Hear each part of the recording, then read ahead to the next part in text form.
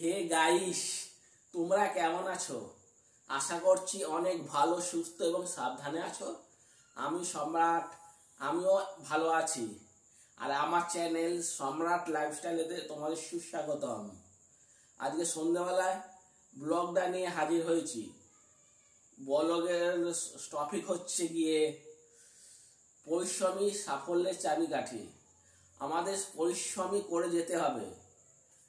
যখন ভগবান দুটো হাত দুটো পা দিয়েছে, আমাদের কাজ করে যেতেই হবে। যখন জন্ম হচ্ছে মৃত্যু পর্যন্ত আমাকে সারা জীবন কাজ করে যেতে হবে। কাজ করা মানে যে যত কাজ করবে শরীর স্বাস্থ্য তত ভালো থাকে এবং মনও ভালো থাকে। আর কোনো কাজই ছোট নয়। যারা কম পড়াশোনা করেছো তারা কোনো কিছু ছোটোখাটো ব্যবসা করতে পারো, যেমন আলু কাবলি, ঘুগনি, চপের দোকান দিতে পারো, ফল বিক্রি করো, দোকানে সবজির দোকান এবং মাছের দোকানও দিতে পারো। কোনো কাজই ছোট না। তোমার যদি নিষ্ঠা থাকে তবে দেখবে একদিন তুমি বড়, তুমি যেটা চাইছো সেটা হবেই। তবে মন দিয়ে কাজ করতেই হবে, তবে গিয়ে পাওয়া যাবে।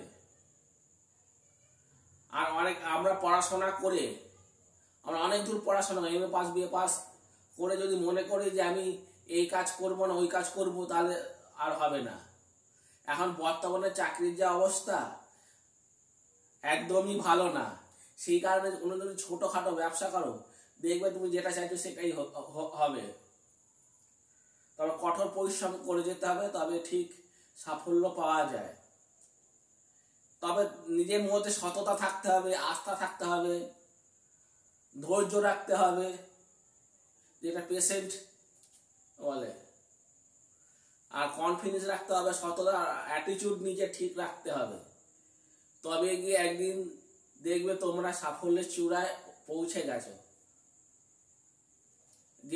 যে কাজই করো না কেন, কেউ যদি ইউটিউব লাইনে আসো, কঠোর পরিশ্রম করো, দেখবে তোমার নির্দিষ্ট লক্ষ্যে তুমি ঠিক পৌঁছে গেছো। আর আমার কথার মধ্যে যদি কোনো ভুল ভ্রান্তি থাকে, আমি তোমাদের কাছে ক্ষমা প্রার্থী।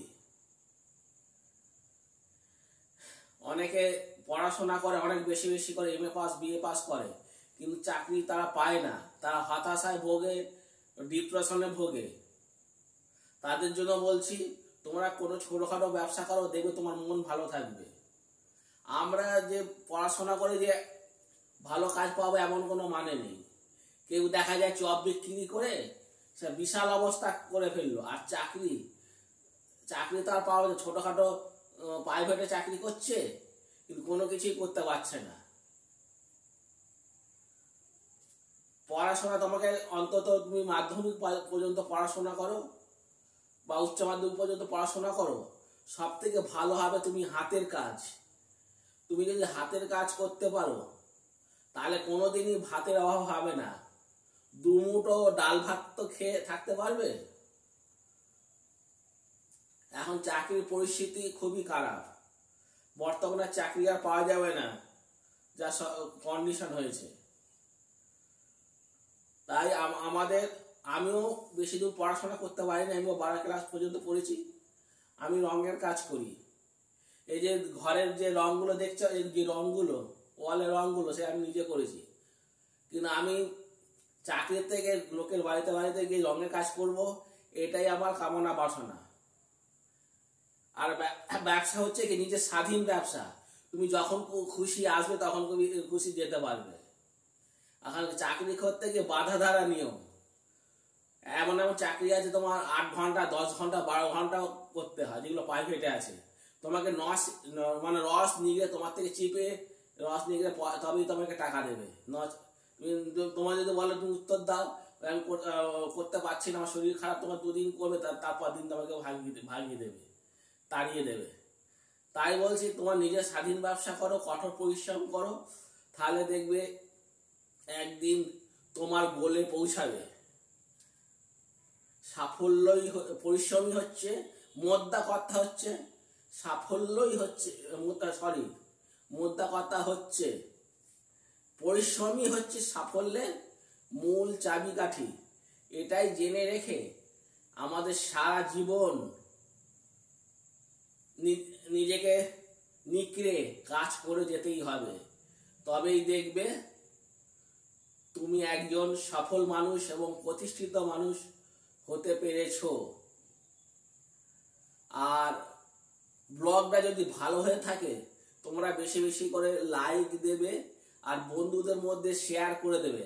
এখনো যারা আমার চ্যানেলটাকে সাবস্ক্রাইব করোনি অবশ্যই সাবস্ক্রাইব করে আমার পাশে থাকো, আমাকে নতুন উদ্যম দাও, আমাকে সাপোর্ট করো বেশি বেশি করে।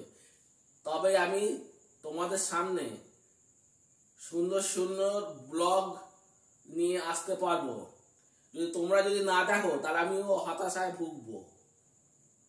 আর কি বলবো, এইটুকুনি বলা ছিল।